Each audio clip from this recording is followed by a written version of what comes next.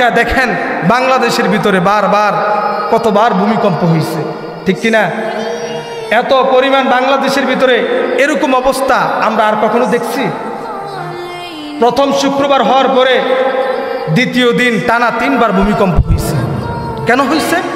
ভূমিকম্প হওয়ার কারণ একটাই, যখন জমিনের ভিতরে গুনাহের কাজ বেড়ে যায়, জমিনের ভিতরে যখন গুনাহের কাজগুলি বেড়ে যায়, তখন আল্লাহ তাআলা এই জমিনকে বারবার কম্পন দিয়ে মানুষকে বুঝায় যে বান্দা তুমি যা করতেছো, যে গুনাহের কাজ করতেছো, অবস্থা দেখো। মাত্র 10 সেকেন্ডের ভূমিকম্প, কয় সেকেন্ডের?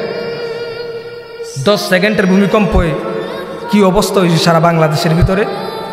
অনেক বিল্ডিংগুলি মানে হেলে গেছে। বিল্ডিংয়ের উপর থেকে ইট পড়ে 10 জন মানুষ মারা গেছে। দেখছেন না সোশ্যাল মিডিয়াতে? 10 জন মানুষ মারা গেছে। 10 সেকেন্ডের ভূমিকম্প, মনে হইতেছে যে আহারে এক্ষুনি মনে হয় যে দুনিয়াটা কিয়ামত হয়ে গেল।